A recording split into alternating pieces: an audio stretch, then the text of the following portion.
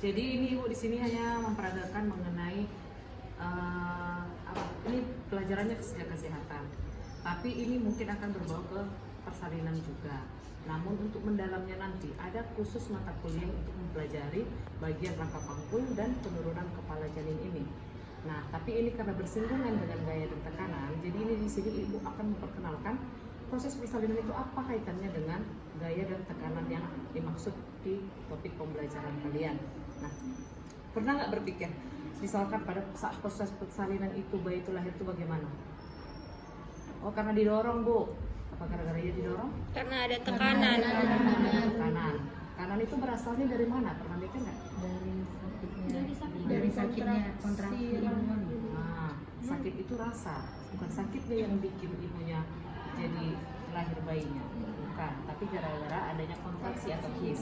Kontraksi dan his itulah yang menyebabkan si ibu merasa kesakitan. Nah, semakin kuat kontraksi itu, maka akan semakin kuatlah tekanan. Maka nanti akan kalian pelajari pada saat pembelajaran yang namanya asuhan kebidanan, asuhan kehamilan atau pada saat asuhan persalinan akan dihitung seberapa kuatnya kontraksi. Semakin kuat kontraksi itu akan menandakan semakin kuatnya tekanan yang akan membantu lahirnya persalinan. Sebegitulah pentingnya tekanan pada persalinan ini. Jadi kalau nggak ada kontraksi, bisakah lahir babynya? Tidak, Ibu.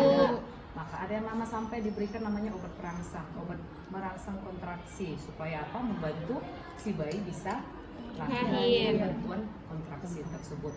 Jadi itulah pentingnya kontraksi tadi, pentingnya adanya tekanan tadi pada saat proses persalinan. Nah, jadi bagaimana sih sebenarnya penurunan kepala itu dipengaruhi oleh gaya dan tekanan tadi? Nggak langsung blus kah gitu? Enggak. Bisa kalian nanti lihat video bagaimana sebenarnya bayi di dalam rahim turun memasuki rongga panggul yang kalian bayangkan itu mungkin, Bu, kecilnya lubangnya, Bu, kecilnya panggul saya, Bu, kok bisa keluar baby dari situ sampai 3-4 kilo kan gitu. Ya. Jadi di sini proses yang membantu pengeluaran janin itu yang benarnya itu adalah ketika kepala bayi yang berada di bawah atau berada di dasar panggul. Nah, kalau misalnya kebalikannya, Bu, nggak semua, Bu, kepala baby itu di bawah. Ada proses persalinan yang bokongnya yang di bawah. Itu gimana, Bu? Nah, gimana kira-kira? Gimana kira-kira? Itu yang disebut dengan posisi membujur atau melintang, atau posisinya malah sama sekali nggak kepala, nggak bokong yang di bawah, tapi posisi bayinya melintang. Ada. Nah, yang dinamakan dengan komplikasi pada saat persalinan, dan kemungkinan hal-hal seperti ini yang menyebabkan kenapa ibu hamil kadang bersalinnya harus di operasi. Banyak komplikasi lainnya, nggak hanya sungsang, Bu, ada yang operasi nggak sungsang kok, Bu, tapi operasi gitu. Masih banyak komplikasi lainnya. Nanti itu kalian pelajari. Oke. Jadi kemudian di sini ibu akan peragakan sedikit bagaimana turunnya kepala janin itu masuki rongga panggul sampai lahir ke luar melalui vagina. Jadi posisi rahim itu bisa kalian bayangkan di mana ya? Ketika bayi berada di dalam rahim, rahim itu letaknya di abdomen atau di rongga Perut. Nah, nantinya akan keluar melalui jalan lahir itu melewati panggul, di panggul kalian itu. Jadi ini merupakan jalan lahirnya. Jadi kalau sudah masuk pelajaran anatomi, Sudah, Ibu. sudah masuk pelajaran anatomi, berarti sudah ngerti rangka panggul, sudah tahu yang mana kalau ibu sebutkan yang mana bagian-bagian panggul.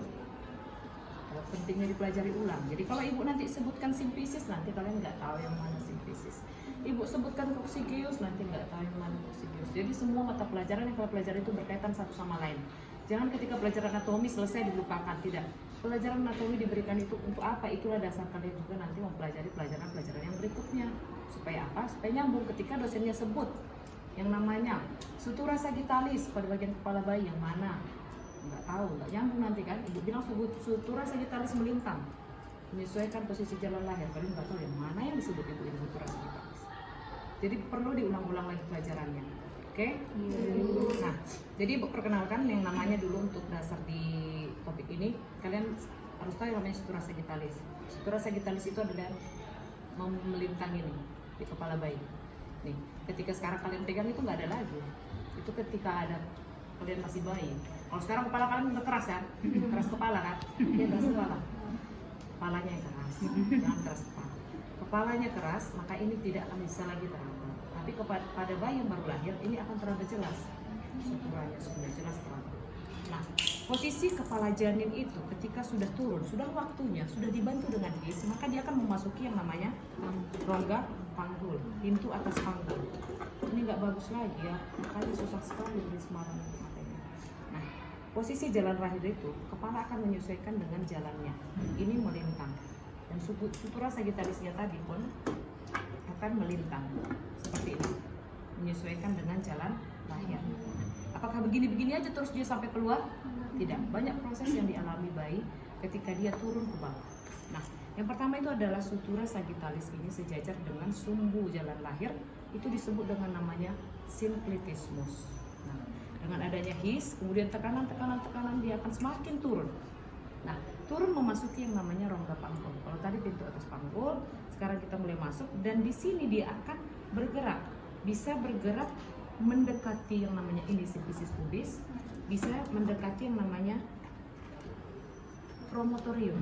Nah, kondisi mendekati beberapa bagian di dalam ini itu disebut dengan, kalau ini synclitismus anterior, kalau dia mendekati promotorium.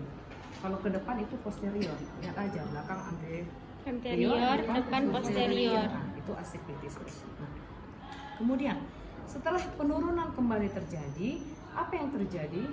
Maka bayi akan menyesuaikan. Rongga semakin sempit ya kan? Semakin sempit, maka bayi akan mengalami yang namanya fleksi. Fleksi itu apa?